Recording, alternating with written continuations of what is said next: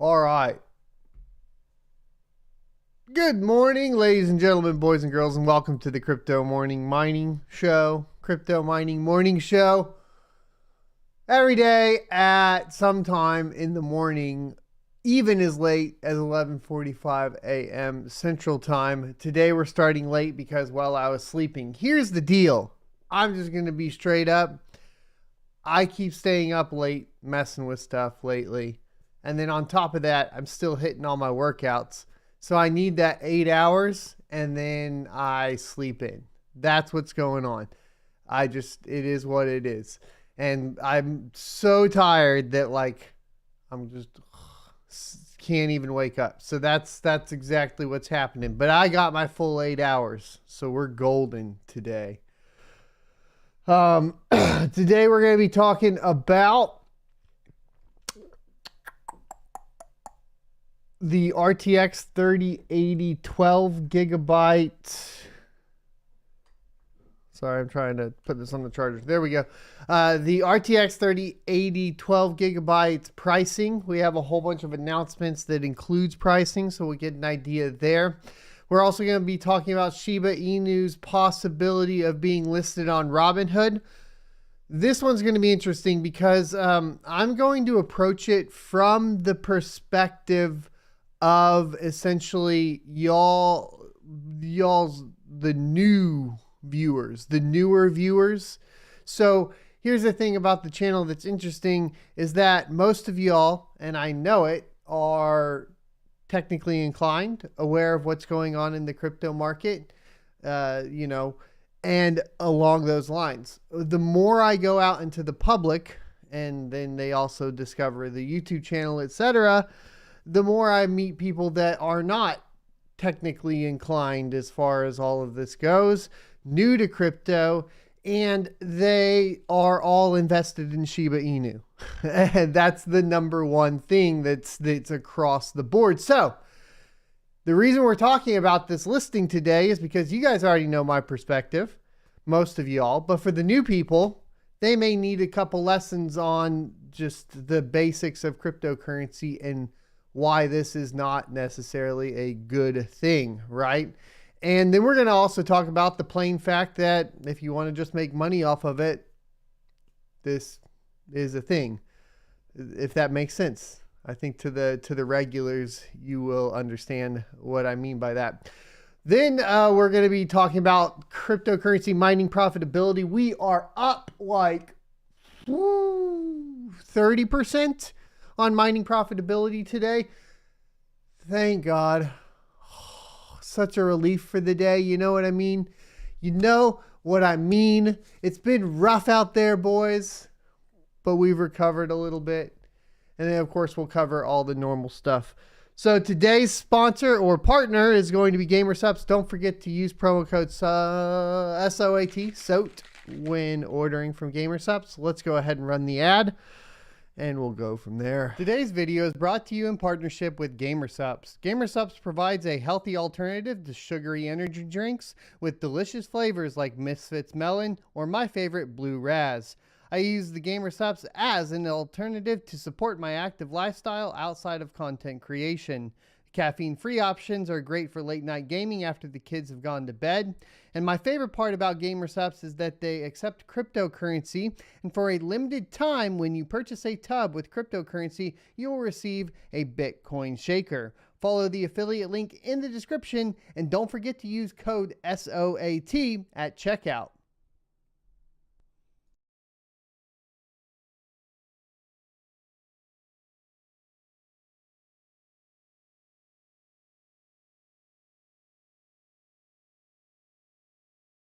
Boom. Look, I'm sipping on GamerSupps. Lemonade today. Lemonade. And we got the Turn Me Up shaker. There you go. All right. So before we get into all of this, what was I messing around with? Why was I extra late? Because I was actually going to be earlier. And last night I was playing Guardians of the Galaxy on my PC, and I've been enjoying the game, but I've been playing on the RX 6900 XT because I was playing Halo Infinite, and if you guys aren't aware, the 6900 XT plays it better. But I wanted to get the ray tracing awesomeness in, and then one of the things that's been going on the live stream that I noticed that was, you know, kind of a mild annoyance was the CPU fans kind of like ramping up, and that was typically when this video was getting streamed. So to alleviate that, plus also get some ray tracing features, I went ahead and threw the RTX 3090 back in the main rig. I don't think I'll be going back to playing New World anytime soon, so I'm not worried about that from that perspective. If you guys aren't aware, I blew up a EVGA RTX 3090 with the New World beta. I think that game's dead anyways, so we're back on the 3090 train. So we are actually, this is the first time in a long time that I have been running essentially an Intel CPU, which is the 12900K, and an NVIDIA GPU. It's been quite some time, actually, since pre-Ryzen. I don't think I've done this since, like, it must have been before Gen 1 Ryzen, because I had the 1950X for the longest time as my primary CPU. And then before that, I had the 8700K. Is that right? Yeah. And then before that, the 7700K. So it's been a long time. But what I was reading about was the NVENC settings for OBS. So let me know quality-wise if we got a boost. I'm going to have to tweak some of the settings, and obviously I'll be rewatching it later on. But the big reason why this is in there is now the desk is quieter, because it's not spinning the CPU fans up at medium settings, and it's just using NVENC. So that's kind of why. But let's go ahead and talk about pricing for the RTX 3080 12 gigabyte. And then we'll go there. Go from there. Da da da da da da da.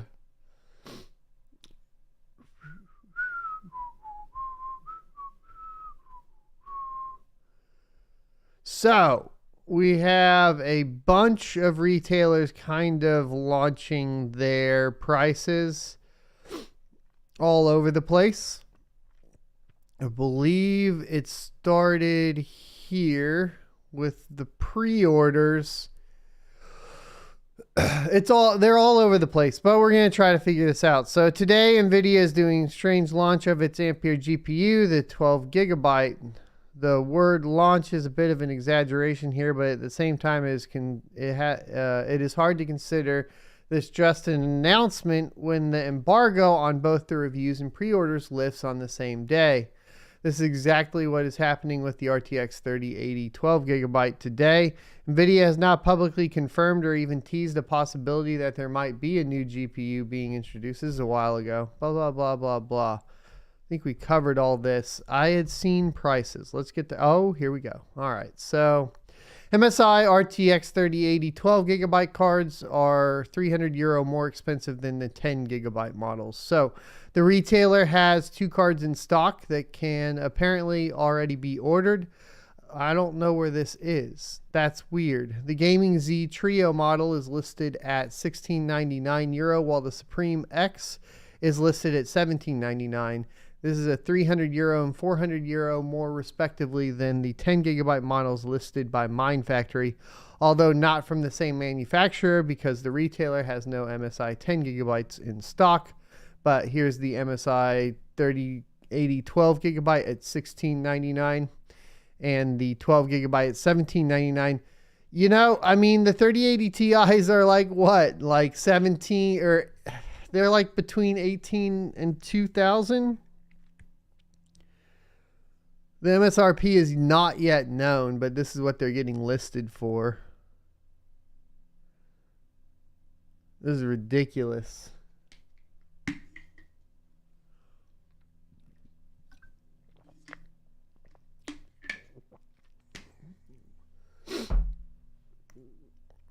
We'll talk about gaming on the two GPUs here in a little bit if you guys want to, because I have some thoughts on that. Being the owner of them, of both of them, and many hours on it.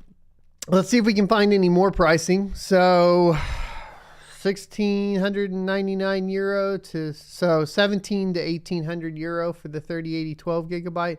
Apparently we can order them. I don't know where.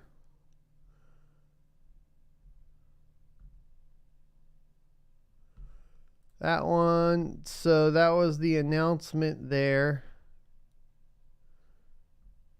Here we go. NO3Ds. Do we have pricing here? Man, they got a lot going on.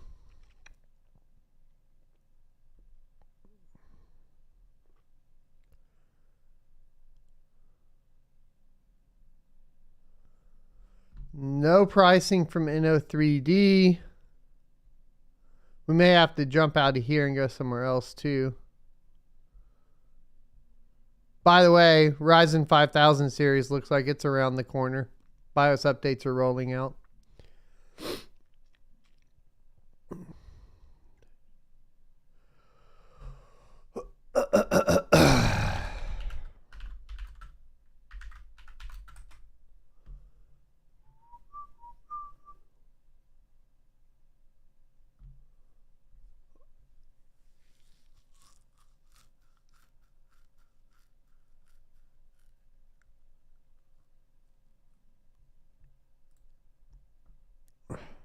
All right, Digital Trends has an article.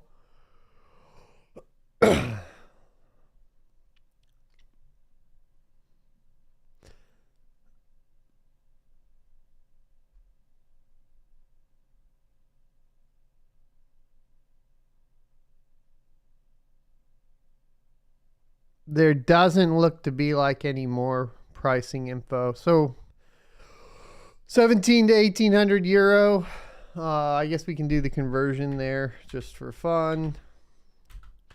It usually means that it's going to be the same price over here. But even though there's the inflation, but it looks like that'll be 1,930 to, I mean, same pricing as the RTX 3080 Ti if it converts directly over. Which at that point, I don't know. I guess I need to go watch the hardware unboxed review and see what they are saying. I guess the pricing difference is. Even though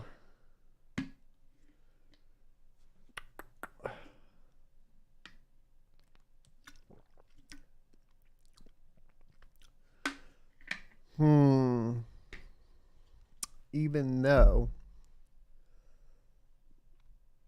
what are people getting the 3080 12 gigabyte for? So Newegg Shuffle for 1,500. Let me look. Newegg Shuffle. Thanks for letting me know, boys. Let's take a look.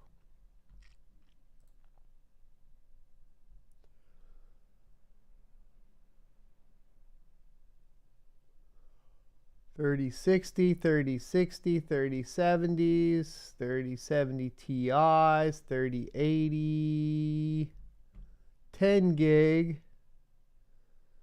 3080. So an Asus 12,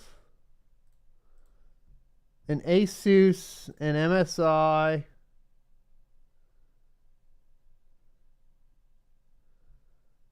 Oh, but the MSI comes with a stupid drive. That's annoying.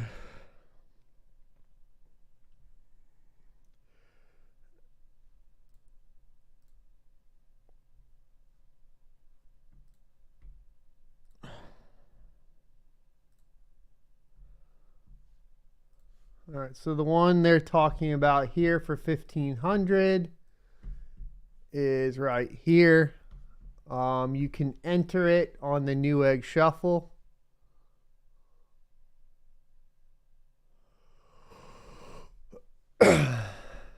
Right here.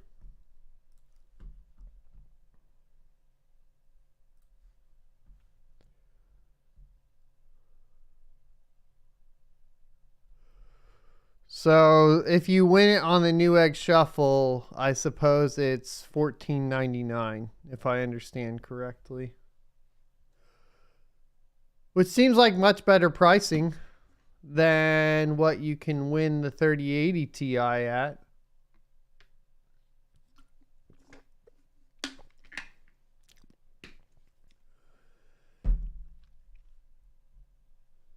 Alrighty, boys and girls, ladies and gentlemen, let's go ahead and talk about Shiba Inu being listed on Robinhood, or at least the expected listing. Let's hop right into it. This will be a little bit more structured than the previous segment. WCCF Tech reports on January 12th, 2022 at 10:27 Eastern Time. It's finally happening. Shiba Inu, SHIB, is now expected to list on Robinhood in February of 2022. Shiba Inu, a Dogecoin-inspired decentralized cryptocurrency, almost all of that is inaccurate, but let's just keep going, is catching a fresh bid from investors today amid reports that the nascent token would be listed on the popular retail brokerage platform Robinhood in February of 2022. A tweet by Zero Hedge says Shiba Inu Robinhood listing said to come as early in February. This is about 6 months too late. And then Breaking Stock News also tweeted Robinhood Shiba Inu listing could come as early as February, and then marked some other, I guess, the hood symbol there. So we have continued to note the persistent demands from Shiba Inu investors for this much anticipated listing. Read here and here. In fact, a petition on change.org has already garnered 555,320 signatures at the time of writing to list Shiba Inu on Robinhood. Bear in mind that the brokerage platform remains popular with retail investors trying to gain exposure to prominent crypto names. Dogecoin, a cryptocurrency that experienced a similar momentum outburst earlier this year, had also registered outsized gains in the run-up to its listing on the popular brokerage platform. Of course, Robinhood COO Christine Brown had poured cold water over expectations surrounding Shiba Inu's listing back in November, while noting that the company was pursuing a more selective strategy than its counterpart Coinbase, Brown said. I also think that our strategy, I also think that our strategy is a little bit different than a lot of other players out there who are just racing to list as many assets as possible right now, end quote.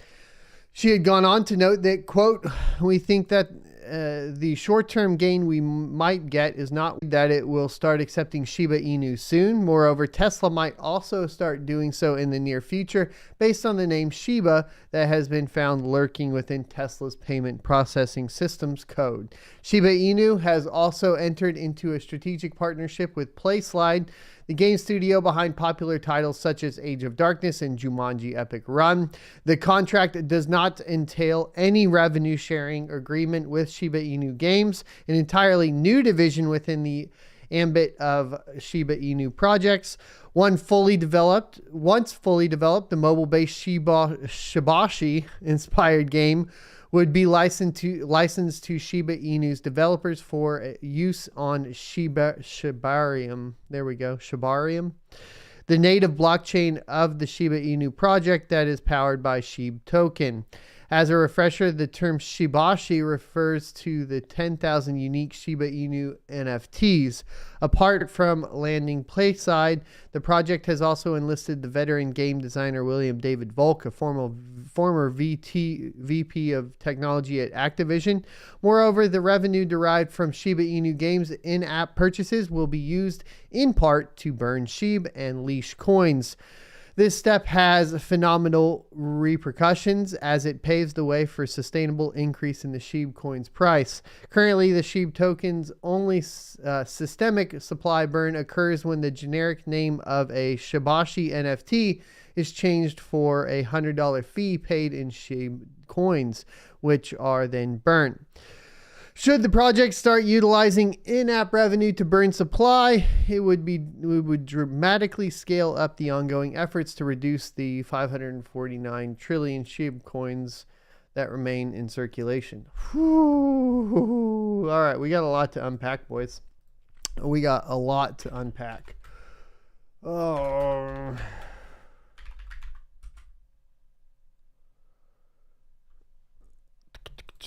All right. So give me a second here, because there's a couple things that need to be clarified. For sure.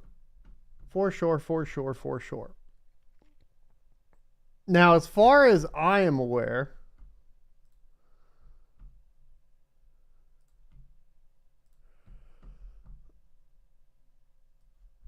what we are talking about with Shiba Inu is a token. So we're not talking about necessarily a cryptocurrency. This is kind of where things get a little weird.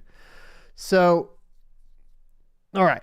So first of all, before there's like a ton of confusion on everything that we're going to go into, when we're talking about cryptocurrencies, there are different types of cryptocurrencies that are out there, and there can be a lot of confusion within it. Now, I did a video explaining why are there so many cryptocurrencies and why are there multiple versions of the same cryptocurrency, right? So for example, you have Ethereum and then you have WETH. And on the Ethereum blockchain, WETH is just wrapped ETH, right? And that just means that essentially it still represents an Ethereum token, but it's wrapped within that layer of Ethereum and it's tokenized. Now, the same is done with Shiba Inu on the chain. So it's taken, it's just wrapped. It's just a tokenized entry. So at this point, like, you're not necessarily buying a cryptocurrency, you're buying a token, which needs to be clarified. The other thing is that what we're talking about with Shiba Inu is not really necessarily something that holds to, first of all, the principles of crypto from the beginning.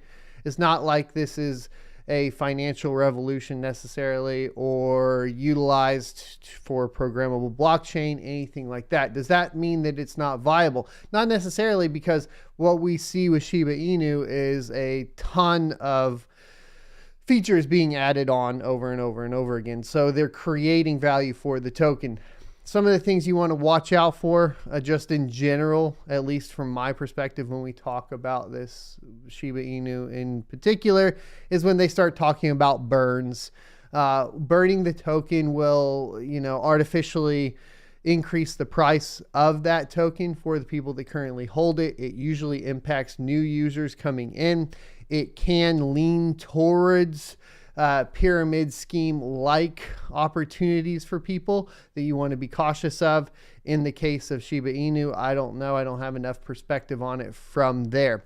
So going on from there, if we're talking about the partnership with Robinhood, from a price increase initially, usually leading up to and a little bit afterwards of a listing on a big platform like Robinhood, the price of said asset will increase.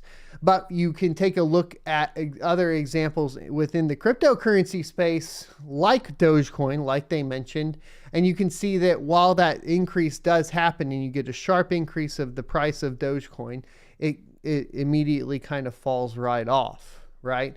And so Dogecoin, where it was hitting record highs, 60 cents, 70 cents, I think even as high as 70 cents, maybe even 80 cents. It's been a while. It went pretty high.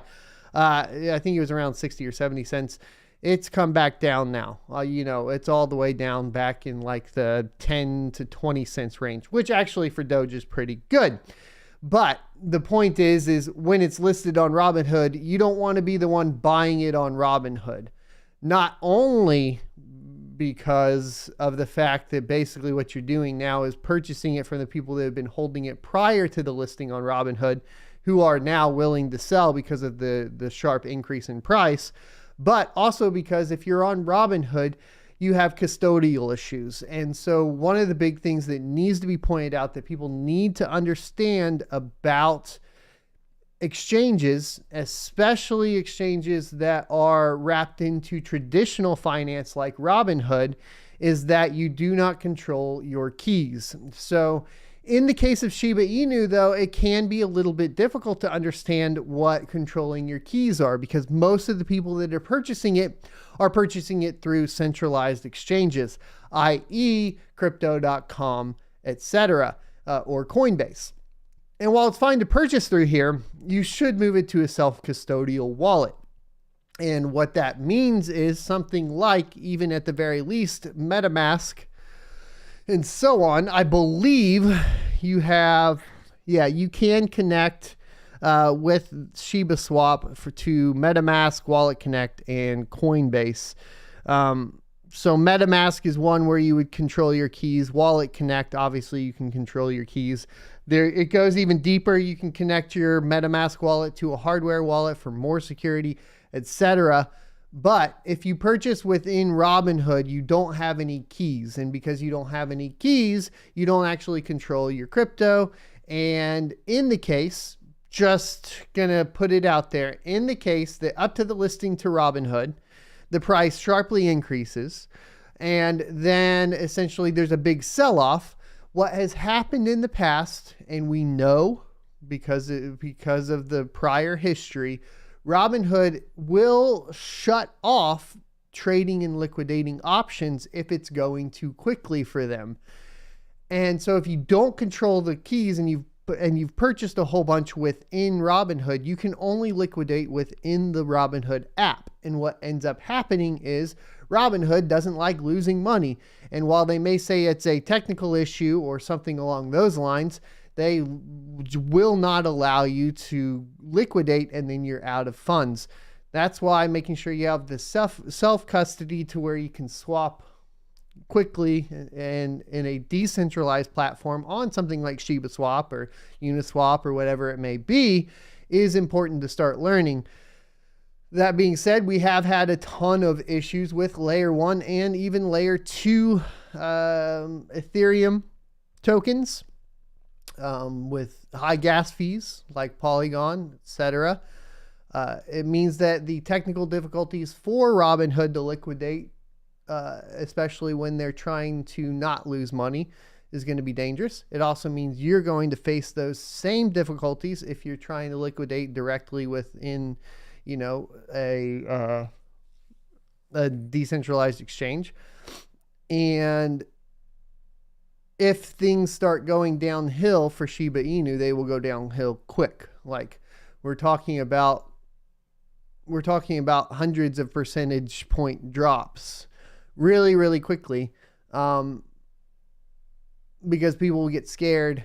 And then when stuff stops working on the swaps and all that, the clicks start going through. You can also see essentially what we've seen before, where we start breaking networks. I think last week was Polygon with that stuff. So there's a lot going on here. Am I invested in Shiba Inu? No, I am not. Have I thought about it? Yes, I have. Some of the things like they talk about in the article specifically. So if we're talking about like things I think that they're like obviously creating worth in the Shiba Inu games stuff is interesting. Anything that's taking the coin prices, the leash coins are interesting. Obviously you have those options here too, I think. Yeah. Leash here is interesting. There's a lot going on as far as like development that I need to do more studies on. What I wanted to make clear to people though is that Shiba Inu is not a cryptocurrency that stands on its own. It's definitely a token. And then on top of that, just to be very clear, purchasing within Robinhood is a bad idea because you don't control the keys. And then obviously talking about the historical price action when a listing on Robinhood happens, which is record highs followed directly after that by not necessarily record lows, but usually big drop offs. So if you are a new investor and you're using Robinhood right now and you see a Shiba Inu listing on Robinhood, it's probably too late to buy Shiba Inu. meaning like if you want to go buy some, buy it now before the listing. This is not financial advice. This is just what I would do. I would buy before the listing and sell directly after the listing. If I saw it pop on the Robinhood app, I would not purchase it on the Robinhood app. That's it. And I would preferably want to purchase any of it prior to the listing on Robinhood app. There you go. Let's go ahead and talk about mining profitability for the day. Oh, people are talking about Red Panda mining. I'll have to check it out in a second. But my test bench is offline. That's okay. $282 a day. We are up on ETH as well to 0.083. Yesterday was 0.081 ETH. So we're up overall there with 5.48 current effective gigahash and a 5.14 24-hour average effective. And that's about a 30% increase over the 240 yesterday. Actually, would have to go ahead and do a percent calculator, I guess, right? Percent, because I think it's even more than that. Our mining profits are up. How much? 282 to 242. Calculate. We're up. Is that right? 116%.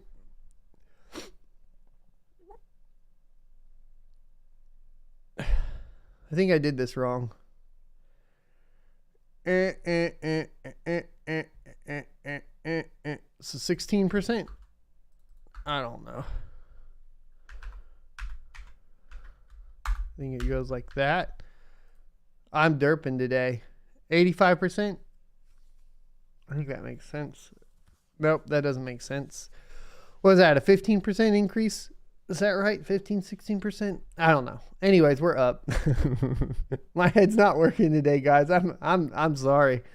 16%. All right. So that's good. I'm happy. Let's go ahead and look at miner pool. Not happy. We're not happy on our Flux solo mining. We are getting dangerously close to going a week without finding a block. Let's see. So when was our last block? It's hard to tell, isn't it? I guess we could do recent blocks found. It won't even show them. We could look at payments though. It's not showing. Because those payments went through. It's been almost a week, if I recall, since we had a block. So it's been a while, unfortunately. So I don't know if I'm going to move to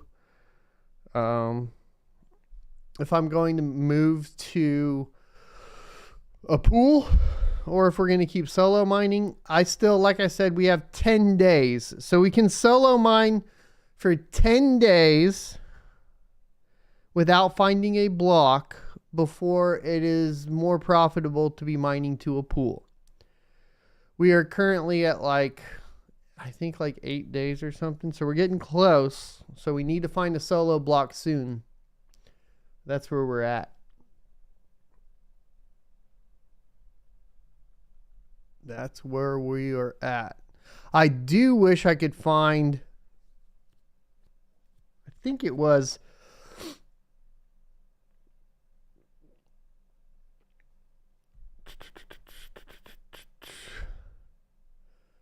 I gotta go look at my address, I guess. Let's look. Transactions.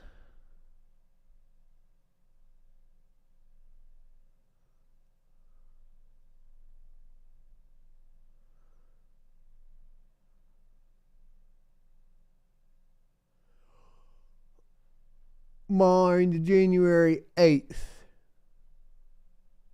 4 days ago. Is that right?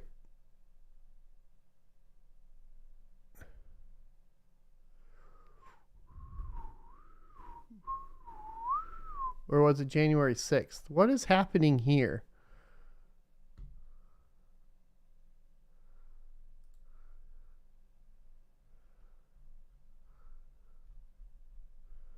think it was January 6th.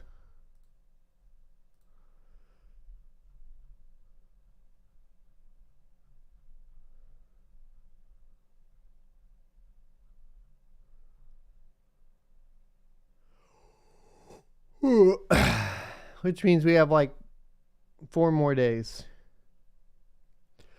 We already talked about the new node requirements this week, like 2 days ago for Flux.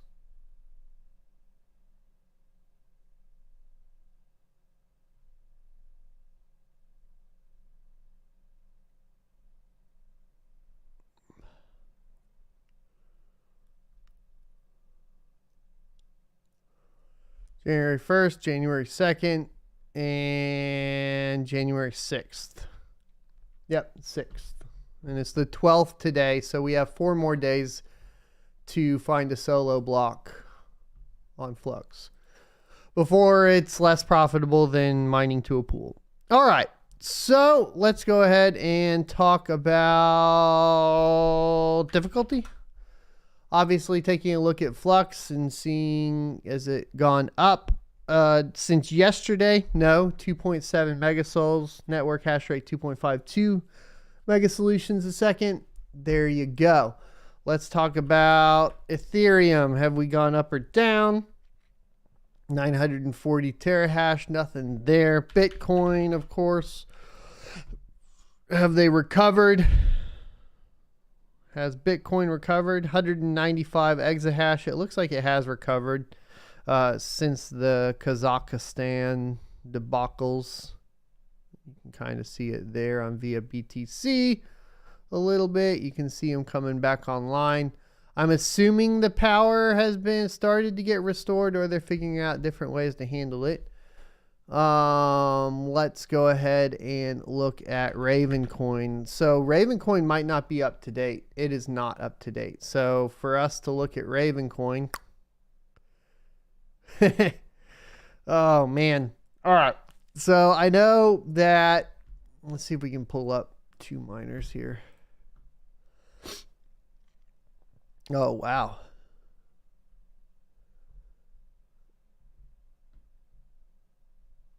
Okay. Network hash rate 5.94 terahash. Is that showing here? I suppose so. So it says hash rate on pool 6.5, but network hash rate 5.97.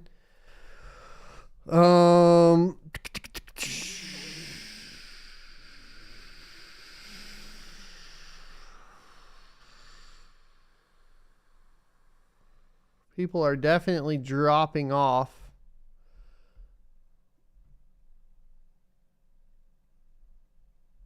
Ravencoin. Let's look at a couple others. Fly pool statistics.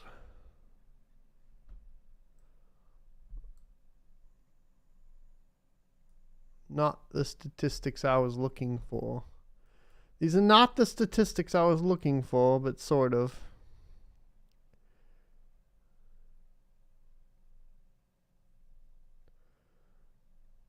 There's that drop off. So it's hard to tell. Maybe MinerStat has a better one.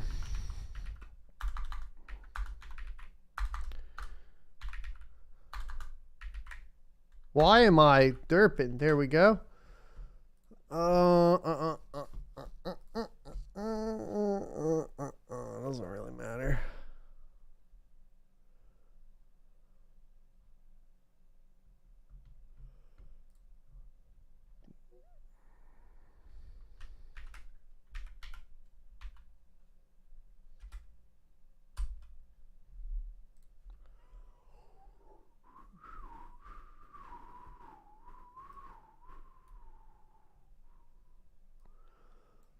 Let's see. Let's pull this back in.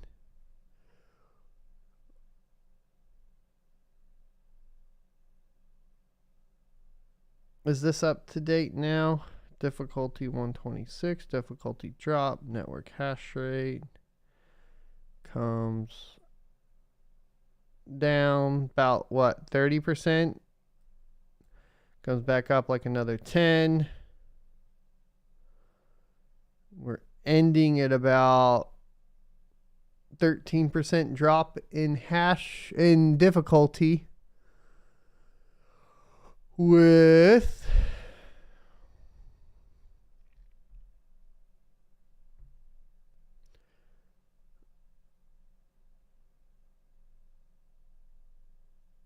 a 30 or 40, almost a 38% drop in hash rate. Is that right? 6.2 terahash a second from 10.5 terahash a second.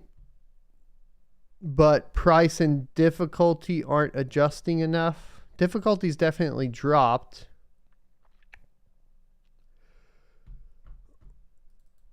Let's see. So what is a standard hash rate? 27 mega hash a second. At like 140 watts or somewhere around there.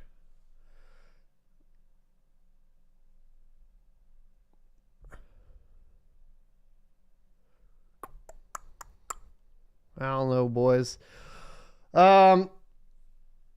It's starting to level out, so we're going to have to give it a few more days, but it's starting to level out to where we're going to see who all's left mining, right? And then, of course, we'll have to see what happens to the price, if there's price recovery or not. It doesn't look like there has been any price recovery yet. No, there was. What, a 10% increase? 10 cents from 9 cents? So, as far as Ravencoin goes, you're going to have to let the network settle a little more. The hash rate drop-off is already pretty stark. So, anybody having less rewards, I guess, well, you have to run the numbers. But your increase should have been, I guess the increase in price should definitely be like 12 to 15 cents. And then the hash rate, I feel like, has dropped off enough, but it doesn't seem like the difficulty has corrected to the amount of hash rate that's dropped off yet. So, I don't know. I guess it maybe is. I feel like it should scale further down, though. 6.2 terahash from 10 terahash beforehand. That's a huge drop.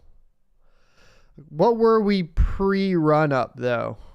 So if we take a look, here's the run up, right? January 7th, everybody started mining, right? Because they were preparing, they wanted those 5,000 coins. That was January 7th. So before that, let's say just like January 5th. When was the last time it was at like 6? It's not been at 6.2 in a while. It's been staying around 7 to 8 terahash a second for pretty much the whole past month. Till we hit this run up, where we had the run up in price, and then the run up in hash, and then the drop in price because all the liquidations from the 13 cents. And then boom. I mean, it all makes sense looking at it, though. Everybody that sold here, I think, already knew it was going to happen. That's pretty cool. But we should see the network get back to 7 to 8 terahash a second. And it looks like the difficulty has dropped, luckily, from previous. Because prior to that, it was at like 90 to 100K. We're at 84K. So it's starting to level out. It's starting to look like it should, in my opinion. I think that's what it should look like. Let's go ahead and talk about mining pool profitability. All right, last 90 days, mining pool hub in first with Crazy Pool in second, Ether Mine in third. Last 60 days, mining pool hub in first with Crazy Pool in second and Flex Pool in third. Last 30 days, Mining Pool Hub in first with Crazy Pool in second and Flex Pool in third. Last 21 days, Crazy Pool in first with Mining Pool Hub in second and Flex Pool in third. Last 14 days, Crazy Pool in first with Mining Pool Hub in second and Flex Pool in third. Last 7 days, Mining Pool Hub in first with 2 miners in second and Flex Pool in third. Last 3 days, 2 miners in first with Mining Pool Hub in second and ZET in third. And for the last day, 2 miners in first and Flex Pool in second and Mining Pool Hub in third. Disclaimer on this one, what will impact your profitability more than anything else is going to be stale shares. So make sure that you go ahead and watch my video on how to reduce stale shares, and then check the pools for your connectivity. Then if the mining pool is within like the top 5 or pretty close, go ahead and leave it there. You'll be golden. Don't worry about it. All right. So that's kind of the disclaimer as far as that goes. Let's go ahead and take a look at what to mine as we do. If I can pull it up. Boop, boop, boop, boop. And check out profitability on the RTX 3090. Flux is going to be at 110 solutions a second. Let's recalculate. Ethereum at $5.18 a day after power. Oh, thank the Lord. We're above $5 a day. Remember when they were doing $10 a day? Them's was the days. And it's okay if we move to proof of stake off of Ethereum, and we did it right now. Zell Hash is only $1 behind in profitability at $4.01. 1 cent. Let's go ahead and check out the RTX 2080 Ti, where Flux has been more profitable on that for, more frequently over the past 2 months than not, which has been interesting. Let's calculate it out. And Flux is still winning on the RTX 2080 Ti. It is the Flux killer, the Flux hasher, the RTX 2080 Ti. $2.68 a day after power, which is 10 cents a kilowatt hour. Please adjust that on what to mine for your specific geographical location. Ethereum is right below it at $2.45 a day after power. And, Raven's taking a hit, so we're just not going to worry about it. We're not going to worry about it. A lot of Crypto 9 GPU coins coming along. Unfortunately, with these, what I need to note for sure is this looks like Rio, for example, which I was pretty hot on for a long time, does look to not be under any sort of development right now. There has been very little contact in word from, of course, the developer of Rio, who also develops a miner as well. And that miner has not seen an update in ages either. So when you see coins that are moving up in profitability, go check them out, because you never know what's going on. You can tweet at me if you have a question about any of them. I'll try to answer it, to the best of my ability. But I just wanted to point out that Rio, no, it's not a thing right now. Now, maybe he comes back and he starts developing it, but it's so far behind at this point, I don't know that it would ever recover. It's kind of interesting that it is sitting so high on Trade Ogre. So there you go. Let's go ahead and look at AMD GPUs.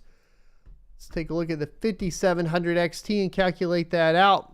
Ethereum is at $2.56 a day after power on Ethereum. And then below that is Ella, which is another dead coin, I believe, that we've already talked about. So don't buy Ella. And then below that is Firo, which is going to be $1.31 a day after power. Firo is a current project. You're good there. Ethereum Classic's a current project, and so is Ergo. So you're good with those three. Ella for sure, no. Rio for sure, no right now. Let's take a look at ASIC miner profitability. And once again, the KD6 is on top. Finally going back over $200 a day. but it is going to cost you $38,000 to purchase it, with $11,000 up front just to actually get on the order list, best I can tell.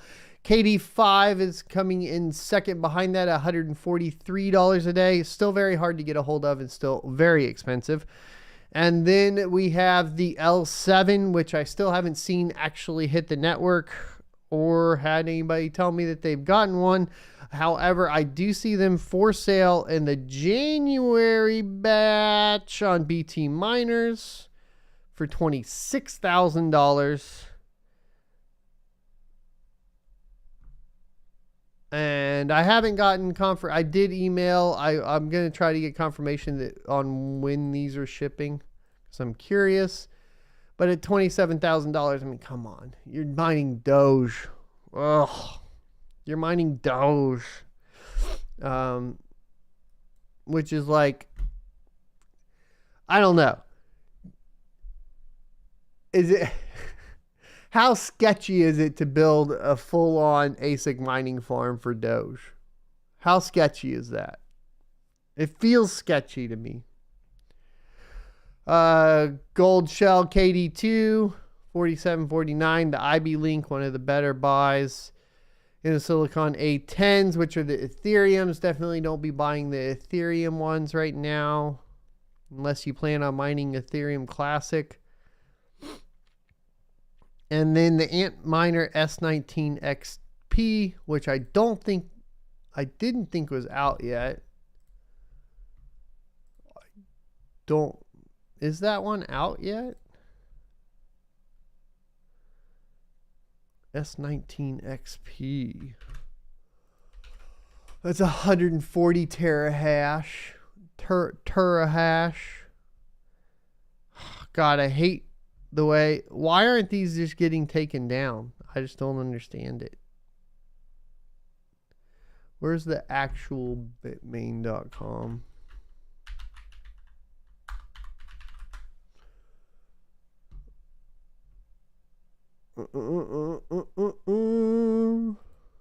Oh, there it was. There it is. Coming soon. Go back. Go back. Bam. There we go. All right. So I guess we have a new Antminer to discuss. I was not aware that this had been released. So let's go ahead and look at the overview and the specifications and talk about the Antminer S19 XP, which is the future is coming. 140 terahash at 310 watts. That is awesome. So the future is coming, a new era of mining. The Antminer S19 XP is the latest generation from the 19 series product line. The S19 XP transcends limitations, reaching a hash rate of 140 terahash, making it Bitmain and the industry's most powerful miner to date. Reimagining power and efficiency, a new industry standard. The Antminer S19 XP reimagines the future of digital currency, providing a new industry standard of power efficiency by achieving a new power efficiency standard of 21.5 joule. Is that joules per terahash? The S19 XP further improved power efficiency by 27% compared to the previous model, the Antminer S19 Pro. So, I mean, if we look at specifications, pretty much told us everything that we wanted to know about. You know, it's going to be mining SHA-256. So Bitcoin, the hash rate is 140 terahash and the power at the wall is 3010.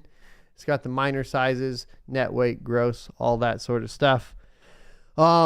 If it has that digital dashboard, that looks fun as heck, but I don't think it does. But that would have been cool if they actually put some sort of digital dashboard on there. I'd be like, I just want to buy it for whatever digital dashboard you did there. But clearly this is going to be what it looks like from the get-go. So I didn't know that this was coming out. It doesn't look to have a date. It says you can buy now. What do we got? Sold out. Okay, see. Look, I missed this all the way. We missed this all the way. Anyways, $11,620 at 140 terahash would have been. Let's take a look. Well, let's see. 32, let's just say like $32 a day. Running the numbers. 11,620 divided by 32.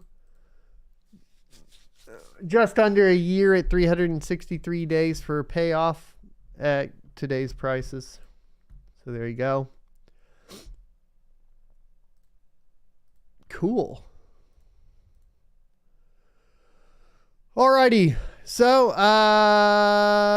people were asking about my NFT collections or what I got. We did relist this for whatever reason, and I'm going to share it. For whatever reason, I can't actually... I don't know what's going on here. I can't actually put this up for bidding. So I did put it up for the 0.77. Obviously, that's kind of expensive, but if you guys want to help out the channel and you want that, let me know. The t-shirt version is down below. I will be doing an inverted on it as well. And then I bought a goat because of the soak goats. I don't know. It looked cool. And then I'm waiting on this one to pop. Reactor motors. So those are my NFTs that we're playing around with.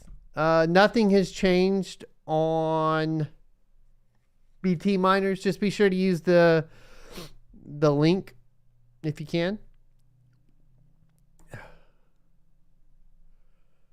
If you can.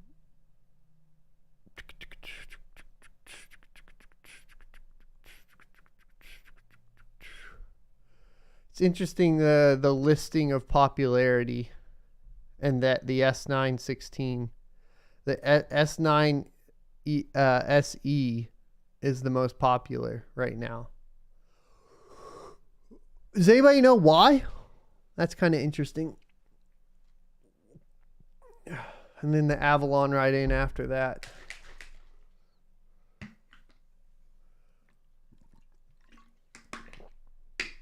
Let's go ahead and talk questions and answers.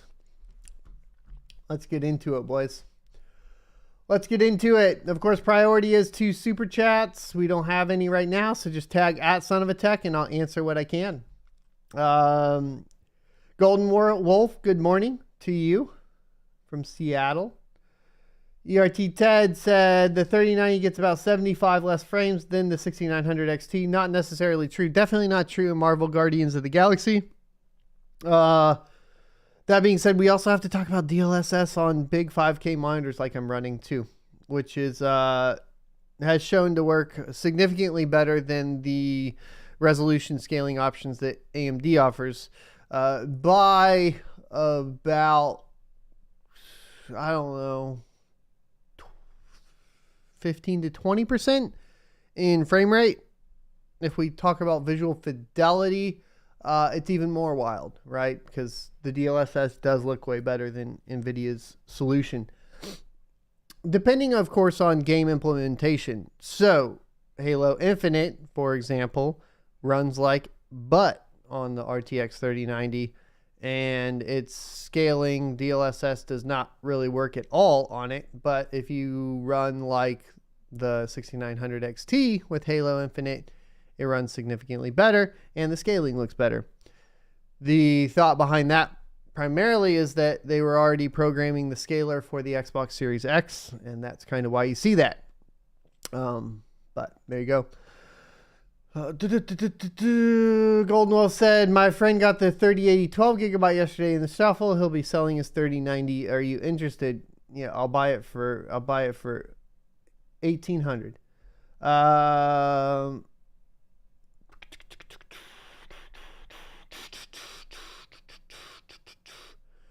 Talon says B&H has the Zotac for $15.99 on pre-orders. B&H. Let me look. I'm probably too late, huh?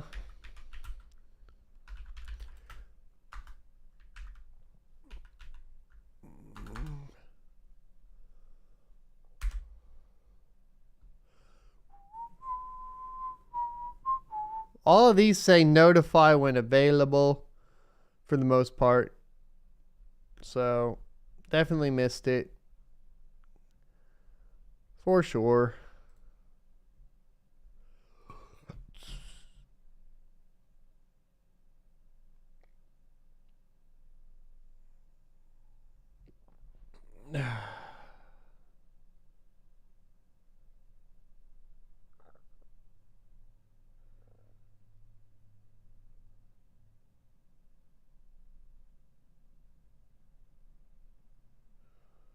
Alrighty, ERT Ted said, speaking of Robinhood, they lost another case for stopping the stonks buys from last year.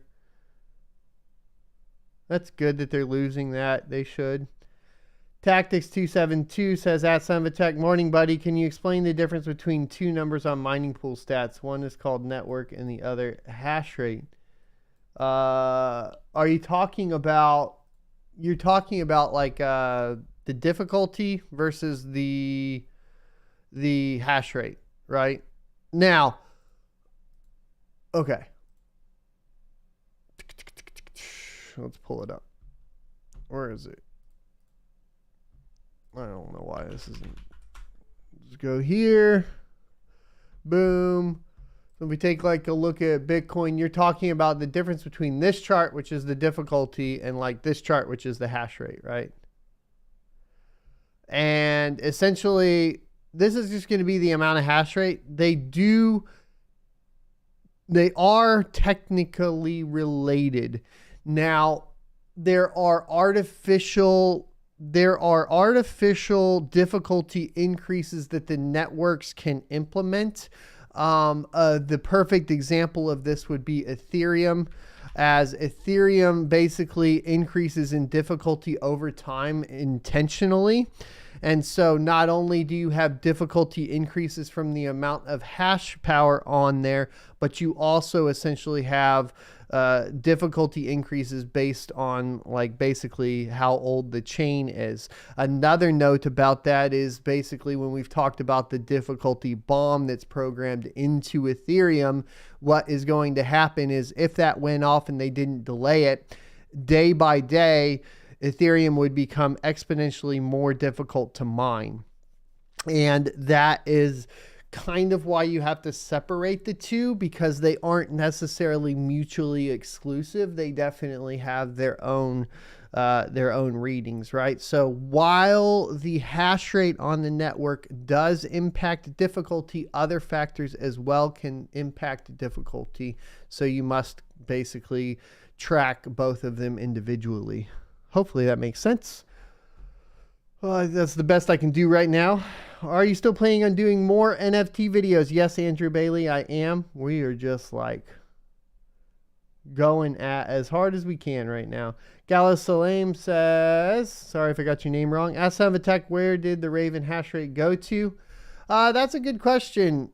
I would like to say it probably went back to ETH, but you know, it's hard to see it on ETH because basically there's so much on ETH, right? 951 terahash compared to Ravencoin's what? 6 terahash? Our best bet would be to try to look at some of it went back on, but definitely not all of it, right? So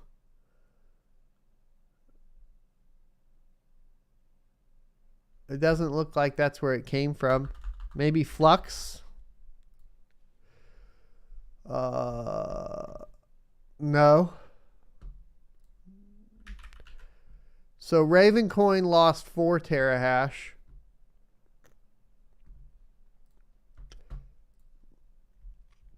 More than likely it went back into Ethereum,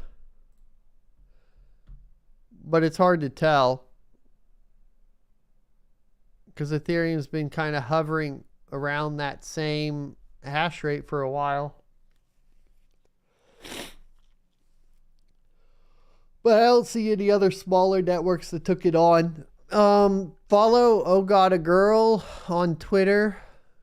She's usually better at tracking like movements of farms. It's easier when you can tell like a whole bunch moved off somewhere. like you can see with the Bitcoin when Kazakhstan went down or whatever, but it is what it is.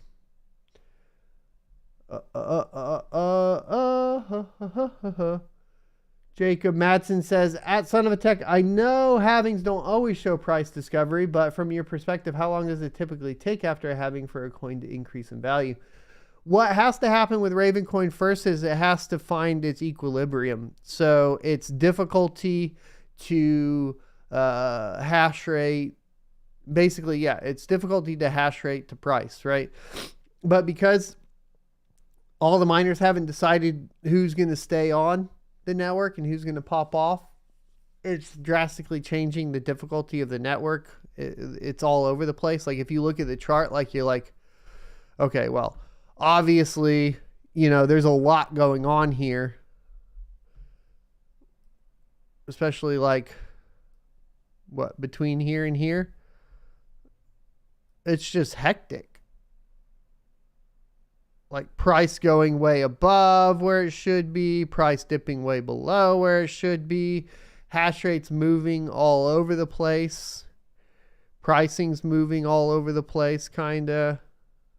I mean, it's just until essentially the difficulty and network hash rate are set at least a little bit more steady, right? I don't think we'll know. I don't think we'll know until that's done. And then once difficulty and hash rate are kind of set, I think you'll start to see what the miners are willing to sell for as they start listing, etc.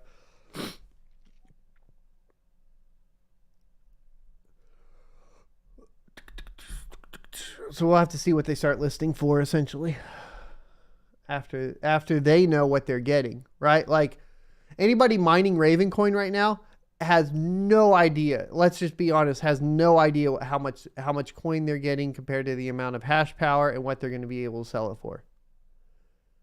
Like essentially, it's kind of like Ravencoin's purely speculative at this point, at least for like a couple weeks until things settle out.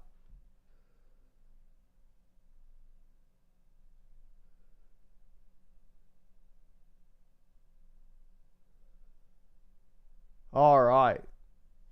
Kind of scrolling down a little bit more.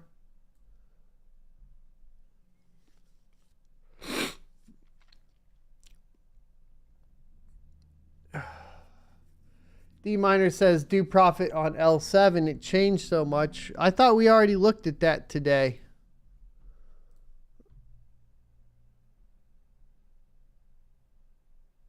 So L7 is $85 a day essentially, because that'll include Litecoin and Doge, $68. Digibyte and Doge. Digibyte and Doge. Really?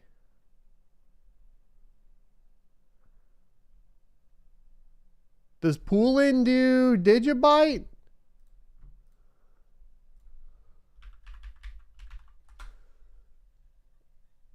Oh no, what is going on?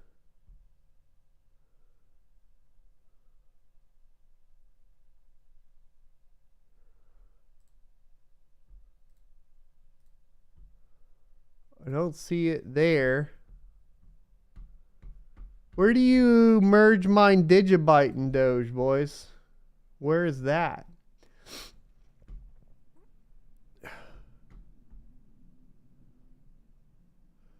Mr. Solo says, at Son of a Tech, what GPUs do you recommend for people coming into mining post ETH 2.0, considering 20 series for Flux?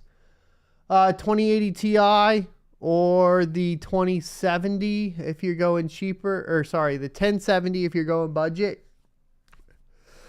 1080 Ti's don't seem to be worth it. Neither are the 1080s. I think the 1070 is like the sweet spot there.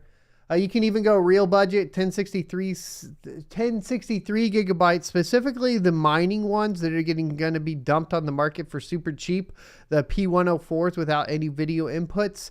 If those start going for like less than like $50 a pop, then those are probably going to be the easiest ones to get in super cheap and build up with for mining Flux in particular.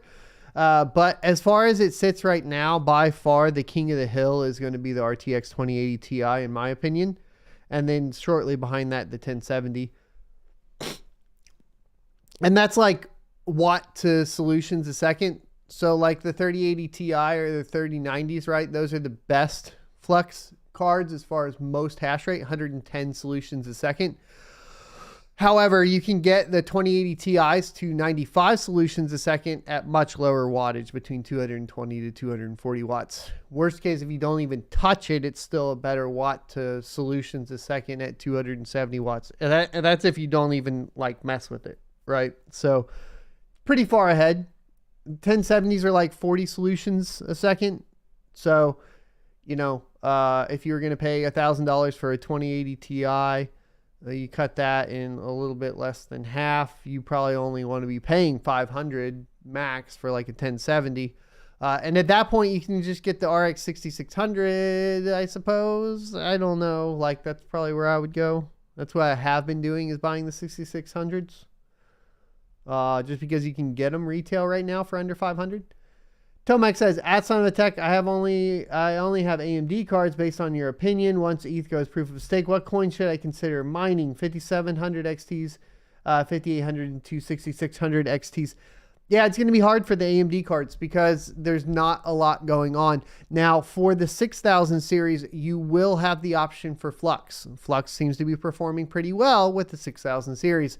That being said, the 5700s are really only going to have like Ravencoin and Firo as your options. More than likely, that will push you into Ravencoin, I think, in my humble opinion, if we're looking at it objectively, unless there comes another option. In the meantime, though, that's kind of what you have. Mark says, what is your top 3 pick for altcoin mining? I think like we've pretty much talked about all of that, you know, that we talk about that every day, in our deal. So, you know, you're looking at the top 3 easily just being the ones that are going to be profitable. So Flux in number 1, probably. And then from there, anything could get interchanged below that. Like, I think Flux has the adoption. Then I would say like Ravencoin for the adoption there. And then, you know, we got to see what's going to happen with Ergo. I'm still trying to get more information on how this voting process is going to work. I haven't gotten anything locked down. I do need to check emails, but Ergo's kind of has a bumpy road right now, I think, ahead of it. So where I would have said Ergo, I don't know at this point. I'm probably going to chill on it. But the point being is like, it's always changing, I guess. Flux is an easy one. Titan Nightmare says, can one coin buy another coin? Taking it all over like a company. Well, all you're doing is controlling all the supply. So as opposed to, okay. So as opposed to like, you're not buying stocks when you're buying cryptocurrency, really, necessarily. So you're buying a currency. So it would be like the US buying a whole bunch of like Venezuelan currency or something, right? Like, how much is that really worth? Can you really do anything with it? Not really. It doesn't function like, it's not like you own stock in a company if you buy cryptocurrency. Like, it's fundamentally different. It's not like you get on a board of directors or anything. Aussie Bogan Tech says, check the hidden tab on OpenSea. Sent you a cheap NFT. I did see the poke the bear, Aussie, and thank you for that earlier today. I usually don't show the hidden because you never know. Martin says, at Son of a Tech, what do you think of the Cadena project? Worth getting into it in your opinion. Thank you. I only know very little. I know it has parallel assets with Flux, which is kind of the interesting part. I know that it is nearly impossible to purchase a miner, which is how I would get into it. So therefore I can't get into it, if that makes sense. If I had 30 grand right now to just blow, I'd probably do it. But I don't, farm profitability is terrible. I'm just trying to keep afloat as it sits. So, we'll see if I guess I could look into the project itself, and that is something that I haven't done. Like I said, the biggest thing I know about it is that it does have parallel assets for Flux.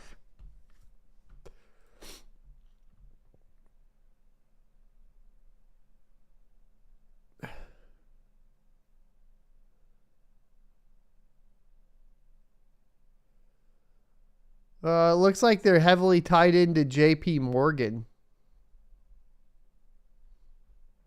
That's weird. Or experienced at JP Morgan.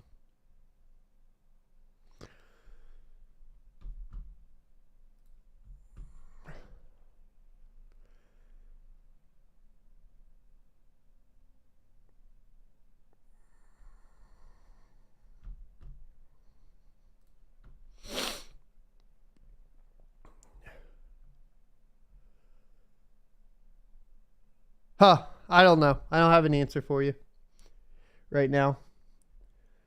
Detroit Ira says, at Son of a Tech, how many and what GPUs are you soloing Flux on? 7 GPUs, 2 2080 Ti's, 2 3080 Ti's, 2 3060s and 1 3070 Ti. There we go. 5, 6, 7. Yep. Mario says, at Son of a Tech, I would like your opinion on this. All my GPUs are paid off. I have 15 RX 580, 480s, and 10 RTX cards, 2060 Supers, and 2070s. What should I do to prep for post-E? Sell inefficient cards for new? That's all up to you, bud. I mean, no, I have no recommendations. I don't think that, selling rigs right now is necessarily... I don't think people are getting what the rigs are listing for, because it doesn't make much sense. If you have them all online and they're all working, then just leave them online, right? Especially like mining all the way through. I don't know. I'm not selling any GPUs because then you have to buy more GPUs. Like selling a 580 and then trying to buy a 3000 series is not going to be like 1-to-1, right? Hash rate per watt. I wouldn't think, right? Let's just, for fun, we'll check eBay here. So we'll try to do examples. Hold on, let me check this real quick. What is it trying to do? No, I don't want to sign in. There we go. All right. So let's say RX 580, and then let's say completed items, and then you're looking at really, honestly, like the ones that are getting bid out, like $200, but let's just be fair, and there's one here for $475. One here for $320, $340. Those are the 8 gigabytes. This one was only $160. Oh, not working. Okay, so let's say $350. Is that fair? $350 seems to be what they're doing. And then what are you going to do? Upgrade to what? Upgrade to a 3090, right? What would that be? That'd be 4 580s, right? So your 580s now are at, so RTX 580s, you got, you need, that's 30 mega hash a piece. So it's 30, let's see, what is that per, That's 350 divided by 30. That's $11. You can sell it for $11 per mega hash on eBay, right? And then let's see. So a 3090 completed items, easily 32. Let's just 2700 is like basic. You could try to win some deals. I think 2100 is the best you could do if you're really hunting. So let's be fair and say you're winning Newegg shuffles. You're paying 2300 or something, or 2100 or something like that. Let's say 2100. That, I think that's like way cheap, right? Divided by 120. That's still $17 per mega hash. So like you can only sell your 580s for $11 per mega hash, and then you're going to spend, even at retail right now, the best retail deal, just the best retail deal that you can get is the 6600, which is right now $15 per mega hash. About the best is 420 divided by the 30 mega hash. The best deal that I've seen this week was the 6600 for $420, and that's still $14 a mega hash.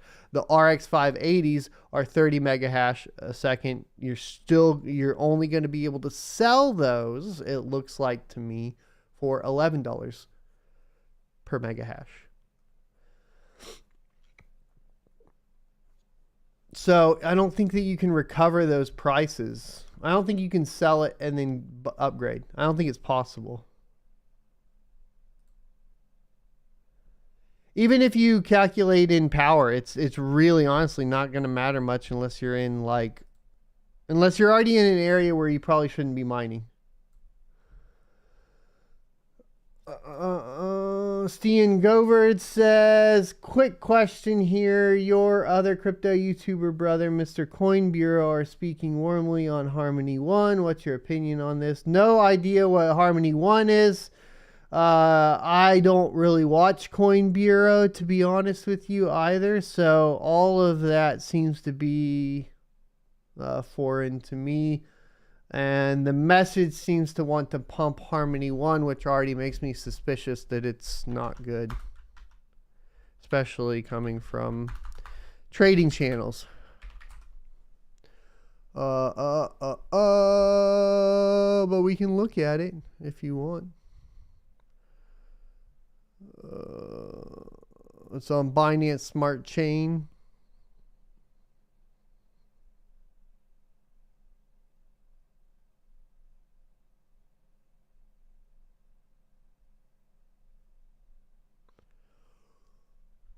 Not really a lot of good info on it. Where's the official site?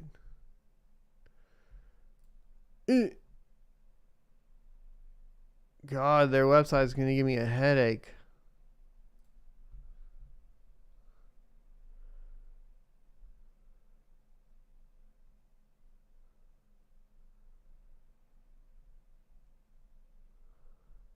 Dow. If we say Dow enough, will they buy our shit? I'm not even going to show you guys the page. That's how I feel about Harmony One. Just saying.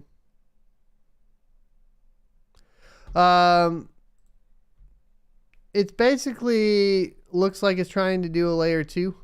So, the website is awful. I'll show you.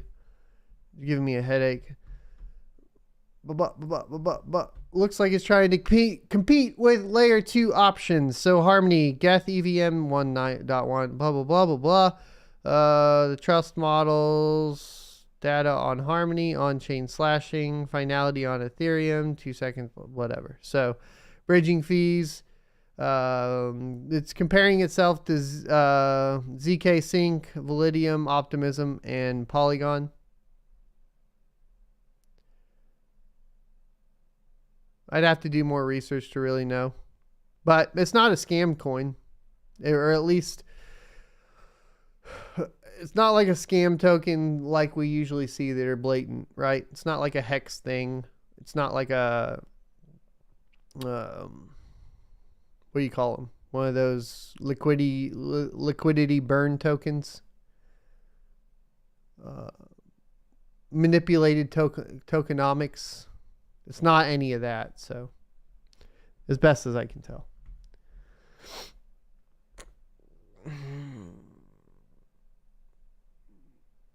Well,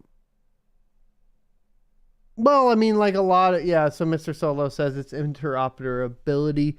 I mean, Flux is killing it there.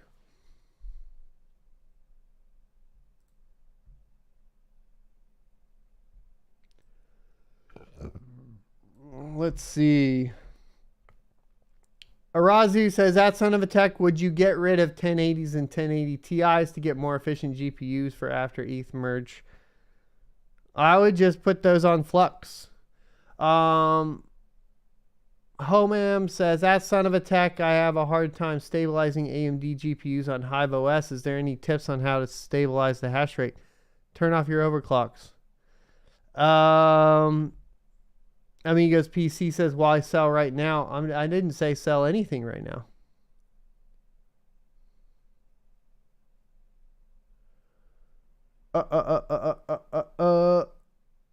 I haven't been selling anything. I'm only buying. I am only buying, boys. I gotta go. I got a doctor appointment in 15 minutes. I'm almost done with appointments, I think. And then we will be live tomorrow. 9:45 tomorrow because I have jiu-jitsu tomorrow. So there we go. And thanks everybody for your time. Make sure you hit the like button, support the channel, share the stream out. If you want energy, but healthier energy, check out the link down in the description and use the coupon code Son of a Tech. You know, we make about, I don't know, $50 a month on it now, I think is what we've made so far this month. So pretty good. We may do $100. Helps the channel out. I'm saving up for a new camera because Sony just released their new 4K 60 FPS line. It's $2,500 and it's going to take me a while to save up for it with the YouTube revenue, because right now, just actually here, because you guys like this sort of thing, what I typically do right now is I take all of the mining stuff and I reinvest it back into the mining farm. There's basically 2 LLCs. And then I take all of the YouTube stuff and I pay for bills, etc. And then, of course, I take that and reinvest it into YouTube. The hard part here is, of course, YouTube revenues like this. So it's a little wild. So I've had to dig into cryptocurrency a little bit, especially when I was going through the separation, because that was expensive. And so right now, though, what I'm trying to do is essentially, I don't want to use cryptocurrency to purchase a new camera because then it gets like weird. So I'm trying to like save up the YouTube money, hopefully maybe a sponsor or something. We can pick up another sponsor and then pick up the new Sony camera, because I want to move to 4K. That's what I want to do really bad. 4K 60. I have this Sony A 6500. It's an awesome camera.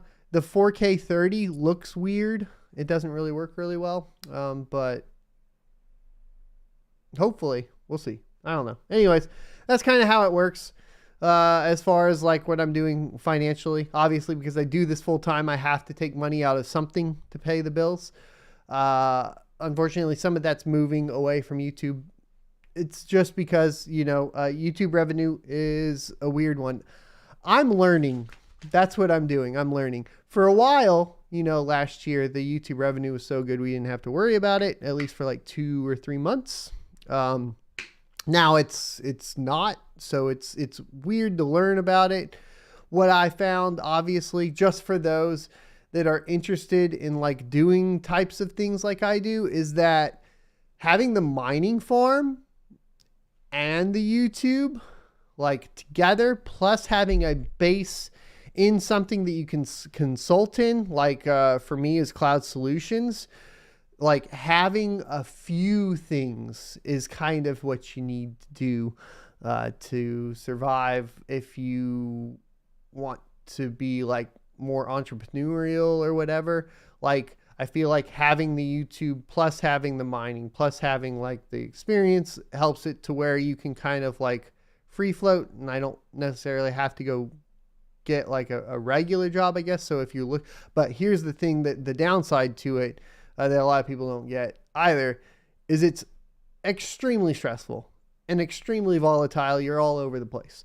It can also be harder on relationships because your finances are not just fixed, right? So, if you're risk adverse, this type of thing is probably not your deal, right? Just get a regular job and get a 401k and chill. But other than that, just some insight a little bit. But we're saving up for the camera because I'm excited for a new camera. It looks sick. Also, I got to figure out the desk still. But I think I'm just going to, I don't know. This Elgato ring light setup was cool for its positioning, but it doesn't work. So I got to get it figured out.